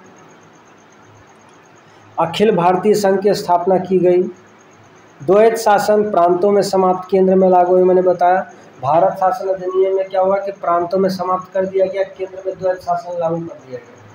स्वायत्तता प्रांतों को, तो जो प्रांत है ना, स्टेट हैं, उन प्रांतों को उनको स्वायत्तता दे दिया गया, उनको पूर्ण अधिकार दे दिया गया कि जाइए आप अपना व्यवस्था कीजिए, ताकि प्रांतों की डिपेंडेंसी केंद्र सरकार पर थोड़ी कम हो सके। आगे बढ़ते हैं। अब स्वशासन प्रांतों को दे दिया दोहरे शासन के स्थान पर। गवर्नर को दे दिया अध्यादेश जारी करने का अधिकार। कब चल रहा है ये? भारत शासन अधिनियम 1935 चल रहा है। तो अध्यादेश जारी करने का अधिकार दिया गया गवर्नर को। ठीक है, अगला बढ़िया, आधार का स्रोत। अच्छा, अगला ये शक्तियों का विभाजन केंद्र और प्रांतों में, मैंने बता ही दिया आपको। और स्थापना, फेडरल न्यायालय की स्थापना की गई 1935 के भारत शासन अधिनियम से। अब सुनिए, जवाहरलाल नेहरू जी का कुछ स्टेटमेंट है जो आपको याद करना है। जवाहरलाल नेहरू ने कहा था भारत शासन अधिनियम 1935 के बारे में कि एक ऐसी एक कार जिसमें ब्रेक तो है पर इंजन नहीं है। सबसे पहला तो एग्जाम में पूछेगा किस भारत शासन अधिनियम के बारे में ये कहा गया कि ये एक कार है जिसमें ब्रेक तो है पर इंजन नहीं है। तो ये भारत शासन अधिनियम 1935 को कहा गया। पॉइंट नंबर 2, गुलामी का अधिकार किसे कहा गया? 1935 के अधिनियम को। किसके द्वारा? जवाहरलाल नेहरू के द्वारा। तीसरा, दास्ता का आज्ञा पत्र किसे कहा गया? 1935 के अधिनियम को। किसके द्वारा कहा गया? जवाहरलाल नेहरू के द्वारा। पॉइंट नंबर 4, राज्य के नीति निषेध तत्व के रूप में समाविष्ट, जवाहरलाल नेहरू के द्वारा स्टेटमेंट। ये सब याद करना है, 1, 2 बार 3 बार पढ़ लीजिए। अगला बढ़िए, अब सुनिए, कांग्रेस का लखनऊ अधिवेशन 1936 में हुआ। अब भारत शासन अधिनियम 1935 को रिजेक्ट कर दिया। कांग्रेस का अधिवेशन 1936 में जब हुआ लखनऊ में, तो यहाँ भारत शासन अधिनियम 1935 को रिजेक्ट कर दिया गया, खारिज कर दिया गया। सेट रहेगा ना जी। कांग्रेस का अधिवेशन जब लखनऊ में हुआ 1936 में, तब भारत शासन अधिनियम 1935 को खारिज कर दिया गया। तो गुलामी का दास्ता पत्र था, और गुलाम क्यों बनेगा इंडिया, आखिर क्यों बनेगा, कुछ कारण दीजिए। चलिए तो हम आगे बढ़ते हैं। हमारा भारतीय संविधान के निर्माण में क्या क्या प्रक्रिया हुई, उसी के बारे में हम लोग डिटेल से पढ़ रहे हैं। तभी मैंने आपको बताया था कि 1939 में सुभाष चंद्र बोस ने फॉरवर्ड ब्लॉक की स्थापना की थी। क्लियर। अब देखिए थोड़ा अगस्त प्रस्ताव से पूछेगा आपसे, अगस्त प्रस्ताव सबसे पहले आया कब? तब वायसराय लॉर्ड लिनलिथगो के काल में 8 अगस्त 1940। याद रहेगा, कह रहा है कि अगस्त प्रस्ताव आया कब? तो लॉर्ड लिनलिथगो के काल में 8 अगस्त 1940 को। इवन ईवी एग्जाम में पूछा है कि 1940 में भारत के वायसराय कौन थे? तो लॉर्ड लिनलिथगो थे। क्लियर। और लॉर्ड लिनलिथगो ने ये एक घोषणा पत्र जारी किया, उसमें उन्होंने कहा कि भारत का लक्ष्य औपनिवेशिक स्वराज्य की स्थापना करना है। भारत का लक्ष्य क्या है? औपनिवेशिक स्वराज्य की स्थापना करना है। ठीक है, अगला बढ़ते हैं। अब देखिए अगस्त प्रस्ताव का इंपॉर्टेंट पॉइंट्स क्या क्या रहा है। पहला पॉइंट, वायसराय को अपनी कार्यकारिणी के अतिरिक्त भारतीय सदस्यों को मनोनीत करने का अधिकार दिया गया। वायसराय जो अपने कार्यकारिणी के अलावा बहुत जगह भारतीय सदस्यों को अपॉइंट कर सकते हैं। ये अगस्त प्रस्ताव में। पॉइंट नंबर 2, अगस्त प्रस्ताव के तहत युद्ध सलाहकार समिति के नियुक्त किए जाने की सिफारिश की गई, जिसमें सभी भारतीय वर्गों को, जितना भी SC ST OBC जनरल है, सबको पूरा अधिकार दिया गया। ठीक है, अगला बढ़ते हैं। अगस्त प्रस्ताव में ये भी कहा गया, पॉइंट नंबर 3, कि युद्ध जो सेकेंड वर्ल्ड वॉर चल रहा था, उसकी युद्ध की समाप्ति के पश्चात संविधान सभा की गठन की जाएगी। ठीक है, और ये भी कहा गया कि भारतीय संविधान भारतीयों के द्वारा ही बनाया जाएगा और इनमें अल्पसंख्यकों का भी ख्याल रखा जाएगा। ये था अगस्त प्रस्ताव। अब आते हैं Cripps mission. Cripps mission Bharat में कब आया था? 1942 में। क्रिप्स मिशन भारत कब आया? 1942 में आया है। क्रिप्स मिशन भारत कब आया? 1942 में आया। एग्जाम में पूछेगा कब आया, तो मार्च 1942 में आया। कब आया जी? मार्च 1942 में आया। भारत में उत्तरदायी सरकार के गठन के लिए क्रिप्स मिशन को भारत में भेजा गया था। भारत में कैसी सरकार? उत्तरदायी सरकार के गठन के लिए क्रिप्स मिशन को भेजा गया। ठीक है, अब देखिए क्रिप्स मिशन की खास बातें। ठीक है, क्रिप्स मिशन में ये बात स्वीकार की गई कि द्वितीय विश्व युद्ध के बाद संविधान सभा का गठन किया जाएगा। ठीक है, लेकिन भारतीय लोग इंतजार करना नहीं चाहते थे, इसलिए क्रिप्स मिशन का विरोध किया। दूसरा, मुस्लिम लीग, देखिए भारतीय राष्ट्रीय कांग्रेस और मुस्लिम लीग दोनों ने क्रिप्स का मिशन का विरोध किया था। क्यों? क्योंकि भारतीय राष्ट्रीय कांग्रेस देरी करना नहीं चाहते थे, क्योंकि इसमें कहा गया था कि भारत के छोटे छोटे टुकड़े कर दिए जाएंगे, जिससे भारतीय राष्ट्रीय कांग्रेस बहुत नाखुश थी। अब मुस्लिम लीग इसलिए क्रिप्स मिशन का विरोध कर रही थी, जो कि इसमें पाकिस्तान का मांग को अस्वीकार किया गया था। पाकिस्तान की मांग नहीं थी इसलिए। तो अब आपसे एग्जाम में पूछे कि क्रिप्स मिशन का विरोध मुस्लिम लीग ने क्यों किया, तो कारण क्या दीजिएगा आप कि मुस्लिम लीग ने इस क्रिप्स मिशन के प्रस्ताव को इसलिए विरोध किया क्योंकि क्रिप्स मिशन में पृथक पाकिस्तान की मांग को नहीं माना गया। क्लियर बात। अगला ये एक और स्टेटमेंट क्रिप्स मिशन के बारे में आता है कि क्रिप्स मिशन को बैंकों का ऐसा चेक है जिसकी भुगतान की अवधि समाप्त हो गई है। ये स्टेटमेंट कौन बोले? तो महात्मा गांधी बोले। क्लियर। अगला पढ़िए। अब आइए बेवल योजना के बारे में। बोल दीजिएगा, अच्छे से सुनते रहिए। देखिए बेवल योजना, देखिए बेवल योजना के बारे में, देखिए बेवल योजना के बारे में।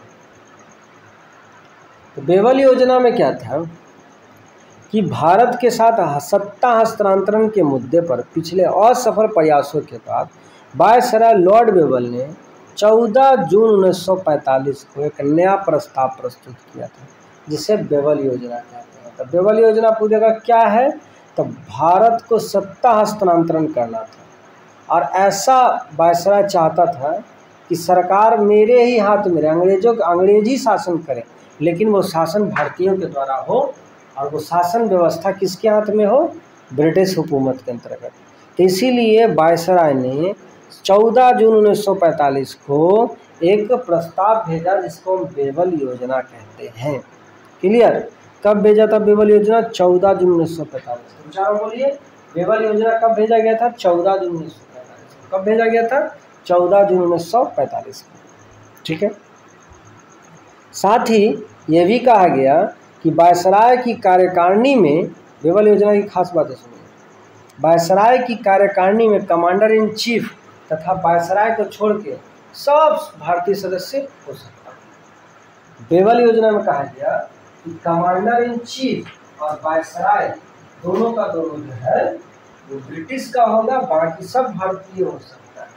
ये बेवल योजना जो 14 जून 1945 को आया था, उसमें बात थी। सिर्फ कमांडर इन चीफ मतलब पूरा सेना का कमान, और दूसरा देश का हुकूमत ब्रिटेन करेगा, बाकी सब भारतीय अपना सकते हैं। ये बेवल योजना था। चलिए आगे बढ़ते हैं। अब 3 इम्पोर्टेंट डेटा है, बहुत एग्जाम में पूछा है, इसलिए हम इसको बोल देते हैं, फिर हम आगे बढ़ेंगे। देखिए गौर से देखिएगा, भारत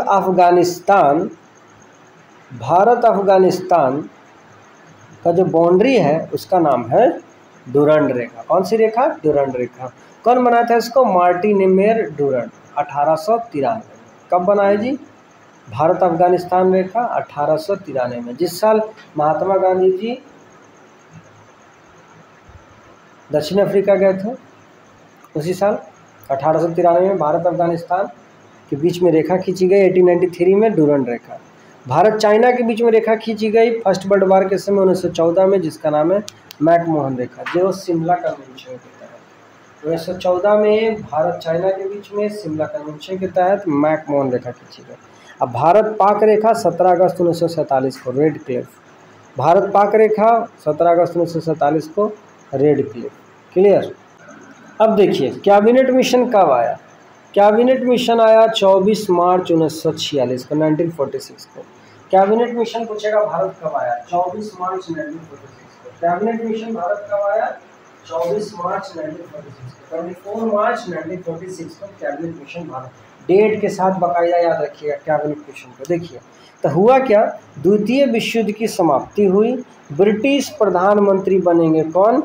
क्लीमेंट एटली। द्वितीय विश्व युद्ध की समाप्ति के बाद ब्रिटिश प्रधानमंत्री बने क्लीमेंट एटली। ये क्लीमेंट एटली ने ये बात कही, ठीक है, द्वितीय विश्व युद्ध के समय ब्रिटिश प्रधानमंत्री कौन था? क्लीमेंट एटली। क्लीमेंट एटली ने ब्रिटिश मंत्रिमंडल के 3 सदस्यों को 24 मार्च 1946 को कैबिनेट मिशन के रूप में भारत भेजा था। और इसमें कौन कौन आया था? काल आया था, अंग्रेज का काल आया था। तो के से क्या हो जाएगा? सर स्टेफर्ड क्रिप्स, ए से अलेक्जेंडर, एवी अलेक्जेंडर, एल से लॉर्ड पर्थिक लॉरेंस, एल से लॉरेंस, ए से अलेक्जेंडर, के से स्टेफर्ड क्रिप्स। क्लियर?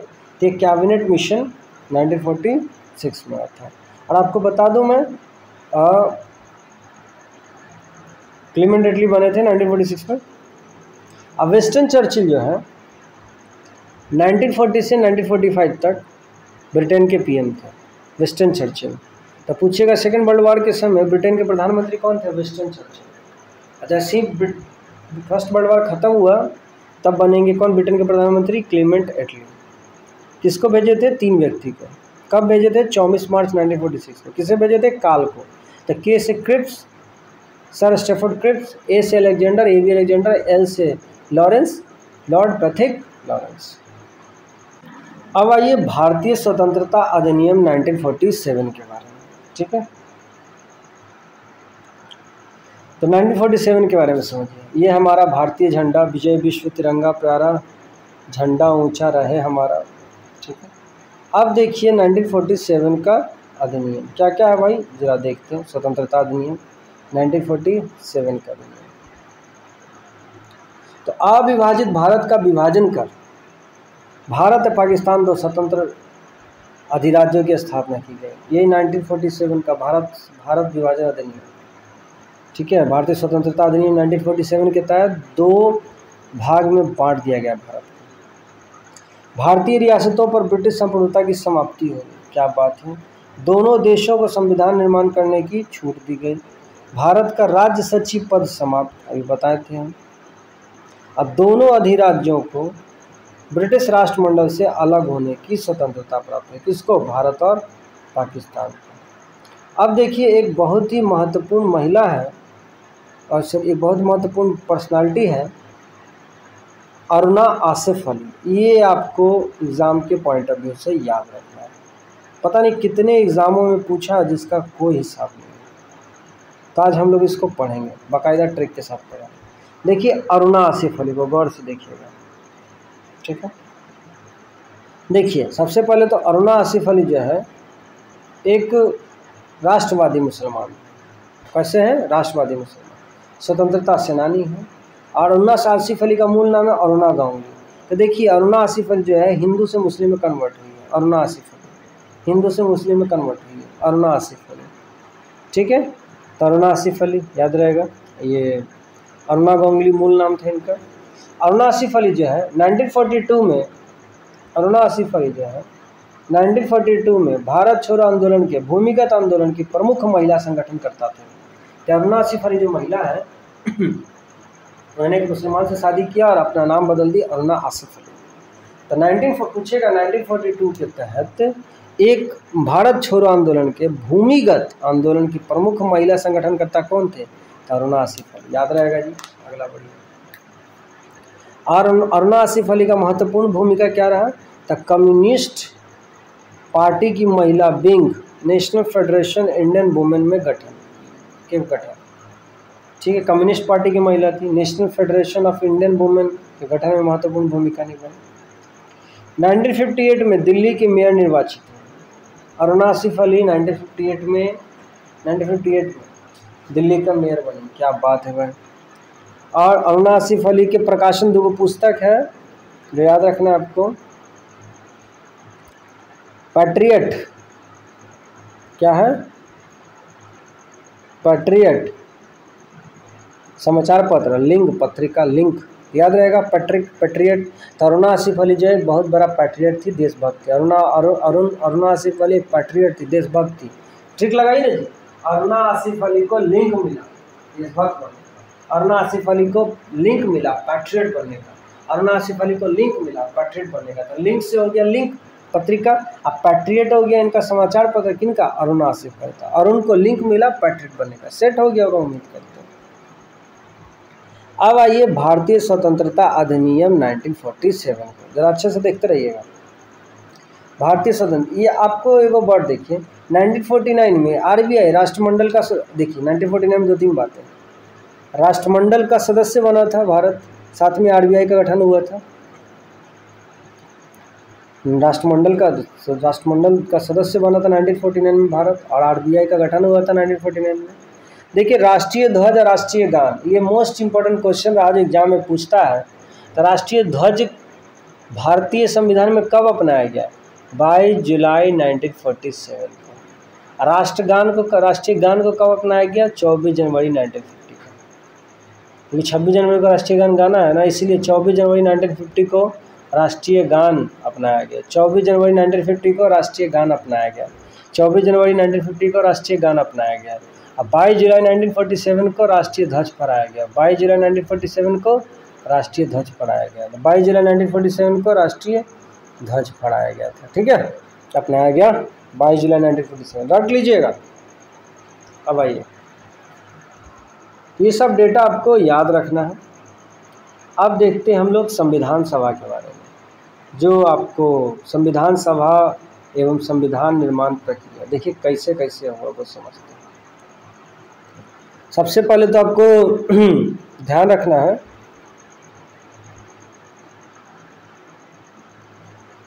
सबसे पहले तो आपको याद रखना है संविधान सभा के बारे में, ठीक है। तो संविधान सभा का गठन कब किया गया जी? कैबिनेट मिशन 1946 के द्वारा, ठीक है। दूसरा, संविधान सभा का निर्माण कैबिनेट मिशन योजना 1946 के द्वारा किया गया था। पूछा किस मिशन के द्वारा किया गया? तो कैबिनेट मिशन के द्वारा। संविधान सभा में कुल कितनी महिलाएं थी? तो 15 महिलाएं थी। संविधान सभा में कुल कितनी महिलाएं थी? 15। कितनी थी? 15। तो पानी पिलाने के लिए संविधान सभा में। संविधान सभा की पहली बैठक 9 दिसंबर 1946 को हुआ था। कब हुआ?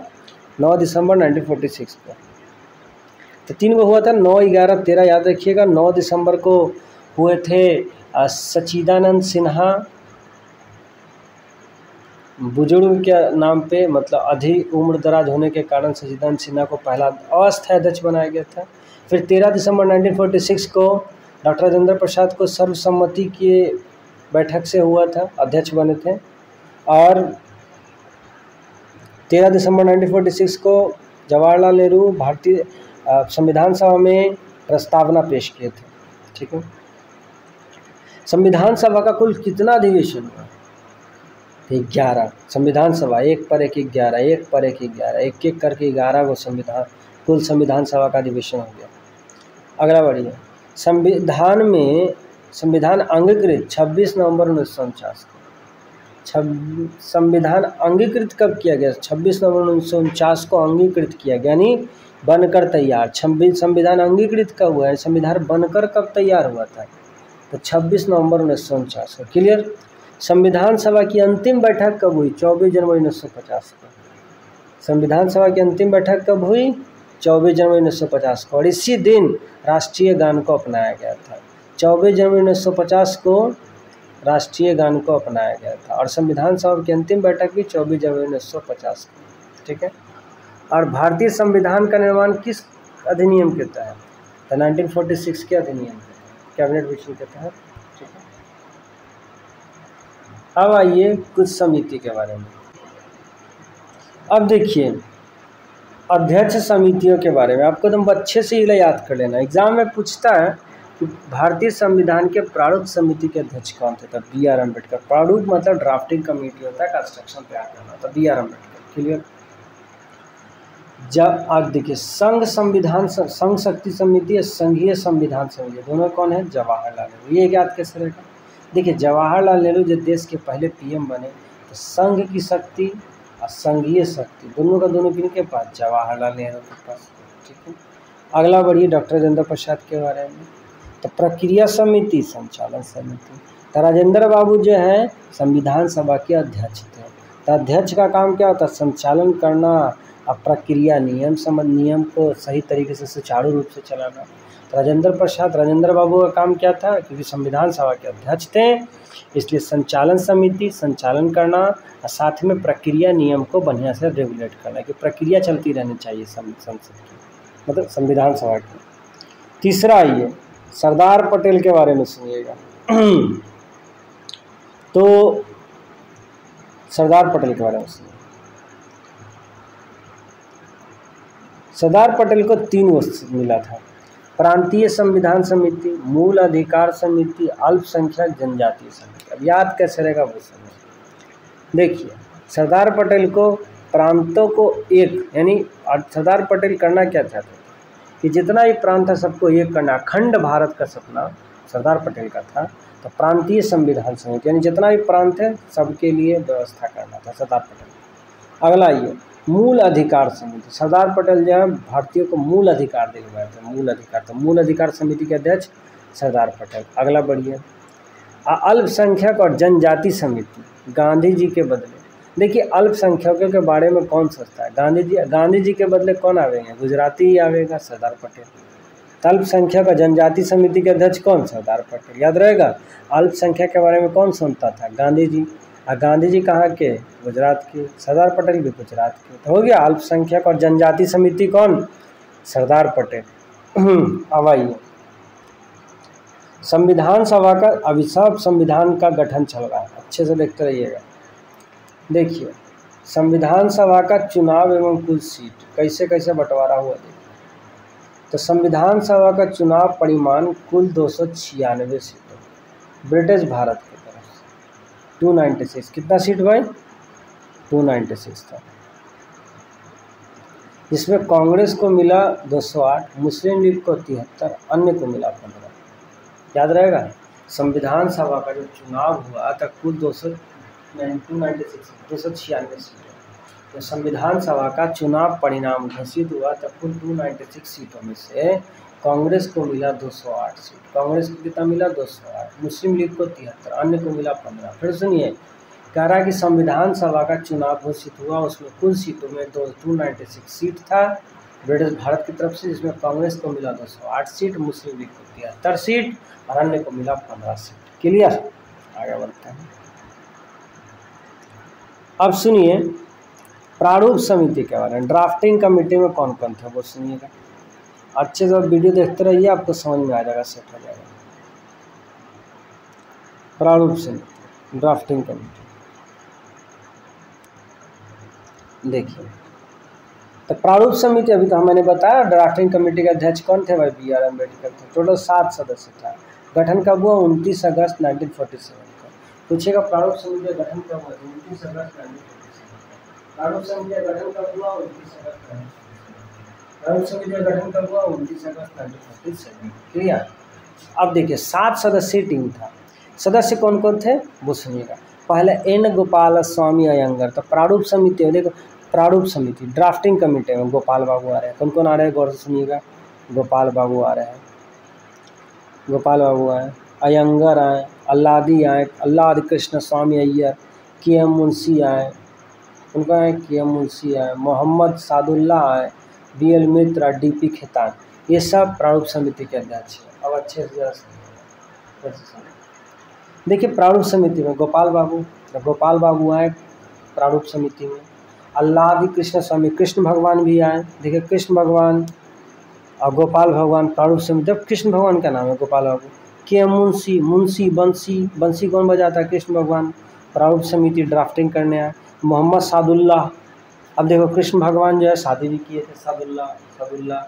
BL मित्र, अब देखिए कृष्ण भगवान के मित्र भी थे, सुदामा, आपको पता ही होगा। DP खेतान और DP खेतान, हम DP में लगाते हैं कृष्ण भगवान का फोटो। प्रारूप समिति का तो सेट हुआ। फिर सुनिएगा, बिना देख ले बोलने की कोशिश कीजिएगा।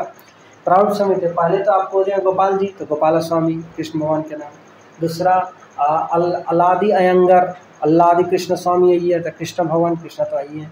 KM मुंशी बंसी बजाते हैं कृष्ण भगवान। प्रारूप समिति से सेट किए। प्रारूप समिति कृष्ण भगवान क्या करते हैं? प्रारूप तैयार करते हैं।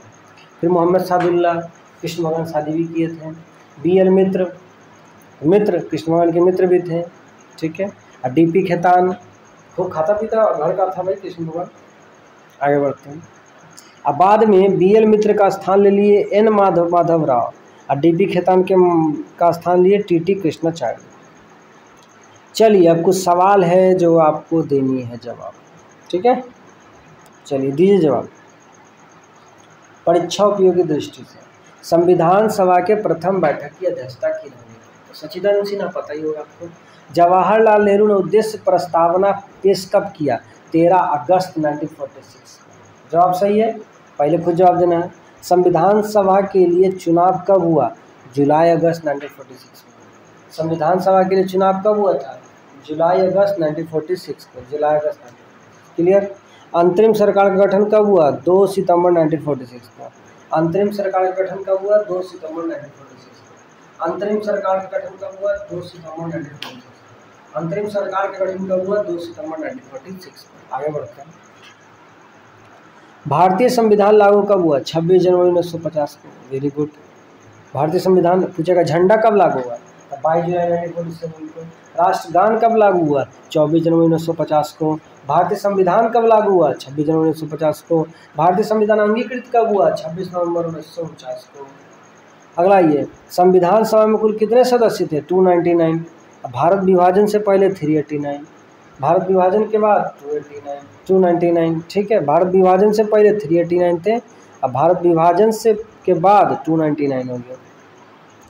ठीक है, अगला बढ़ते हैं। अगला ये परीक्षा उपयोगी दृष्टि से कुछ महत्वपूर्ण सवाल और भी हैं। संविधान सभा के सदस्य निर्वाचित किए गए प्रति 10 लाख व्यक्तियों पर एक प्रतिनिधि के अनुपात में। संविधान सभा के जो सदस्य होंगे ना, वो 10 लाख की सीट पर एक चुने जाएंगे। अगला ये कैबिनेट मिशन के सदस्य थे कौन? पैथिक लॉरेंस, बता देना। काल, के से स्क्रिप्स, स्टेफर्ड क्रिप्स, ए से Alexander, A B Alexander, L से लॉरेंस, पैथिक लॉरेंस बतावे किए थे। अगला ये संविधान सभा कांग्रेस थी, संविधान सभा कांग्रेस थी और कांग्रेस भारत, ये किसने कहा? ग्रेनविले ऑस्टिन ने। संविधान सभा क्या थी? कांग्रेस थी और कांग्रेस भारत, ये किसने कहा? ग्रेनविले ऑस्टिन ने। रट लीजिएगा और कुछ कीजिएगा। अगला ये प्रारूप समिति का गठन कब हुआ? 29 अगस्त 1947 को। मैंने बताया प्रारूप समिति का गठन कब हुआ? 29 अगस्त 1947 को, 29 अगस्त 1947। अगला ये तथार्थ समिति के अध्यक्ष कौन थे? राजेंद्र प्रसाद। तथार्थ समिति, राजेंद्र प्रसाद जी। तथार्थ झंडा समिति के अध्यक्ष, राजी हो गया झंडा फहराने के लिए, राजी हो गया झंडा फहराने। तो तथार्थ झंडा समिति के अध्यक्ष डॉक्टर राजेंद्र प्रसाद, भूलना नहीं है। This the most VVI question. तथार्थ झंडा समिति के अध्यक्ष कौन थे? डॉक्टर राजेंद्र प्रसाद। क्लियर, आगे बढ़िए। अब देखिए भारत के गवर्नर जनरल ऑफ वायसराय, ये पेज हमने आपके लिए छोड़ दिया, स्क्रीनशॉट ले लीजिए, पढ़ लीजिएगा। एक बार हम मोटा मोटी ऊपर से आपको बोल देते हैं इसके बारे में। देखिए अगर आपसे पूछे बंगाल का गवर्नर, पहला गवर्नर कौन था? रॉबर्ट क्लाइव, 1758 से 1760 और 1765 से 1767। ठीक है, बंगाल का गवर्नर और बंगाल का गवर्नर जनरल कौन? वॉरेन हेस्टिंग, सन 1773 के रेगुलेटिंग एक्ट से। फिर 1833 के चार्टर एक्ट से लॉर्ड विलियम बेंटिक बंगाल के गवर्नर जनरल से भारत के गवर्नर जनरल बनाए गए। फिर लॉर्ड कैनिंग 1858 के अधिनियम से भारत के गवर्नर जनरल से भारत का वायसराय बने। अगला बढ़िया, लॉर्ड माउंटबेटन अगस्त 1947 से जून 1948 तक स्वतंत्र भारत के प्रथम गवर्नर जनरल लॉर्ड माउंटबेटन। सी राजगोपालाचारी के बारे में जून 1948 से जनवरी 1950 तक स्वतंत्र भारत के प्रथम तथा अंतिम भारतीय गवर्नर जनरल, स्वतंत्र भारत के प्रथम तथा अंतिम भारतीय गवर्नर जनरल सी राजगोपालाचारी हैं। अगला बढ़िए, अब कुछ सवाल जवाब है जो जवाब दीजिएगा। ठीक है, संविधान सभा के कुछ महत्वपूर्ण तथ्य, स्टार्ट किया जाए। देखिए संविधान सभा के महत्वपूर्ण तथ्य। संविधान सभा की पहली बैठक कब हुई? 9 दिसंबर 1946, पता है। संविधान सभा के अस्थायी अध्यक्ष कौन? डॉक्टर सचिदानंद सिन्हा। संविधान सभा के अस्थायी सदस्य कौन? डॉक्टर राजेंद्र प्रसाद। संविधान सभा के संवैधानिक सलाहकार कौन? वी.एन. राव। संविधान निर्माण में लगा समय कितना? 2 वर्ष 11 महीने 18 दिन। कितना? 2 वर्ष 11 महीने 18 दिन। अगला ये संविधान सभा पर प्रारूप पर बहस कितना दिन चला? 114 दिन। कितना दिन चला? 114 दिन। कुल व्यय कितना हुआ संविधान बनाने में? 63,96,729। उस जमाने में 63,96,729 रुपया, 63,96,729 रुपया संविधान बनाने में जो खर्च 63,96,729 रुपया का खर्च हुआ। अगला बढ़िए, कुल वाचन कितना हुआ? 3 हुआ। संविधान अपनाया गया, अंगीकृत किया गया 26 नवंबर 1949 को और लागू हुआ 26 जनवरी 1950 को। अगला बढ़ते हैं, अब हम अंतरिम सरकार के गठन का प्रावधान ला रहे हैं। गौर से देखिएगा, आपको सब याद हो जाएगा, बाकायदा ट्रिक से चलेगा। देखिए ये लास्ट है। अंतरिम सरकार की गठन कब हुई? 26 अक्टूबर 1946 को। अंतरिम सरकार का गठन कब हुआ? 26 अक्टूबर 1946। अंतरिम सरकार का गठन कब हुआ? 26 अक्टूबर 1946 को। 26 अक्टूबर 1946 के तो कैबिनेट मिशन के तहत।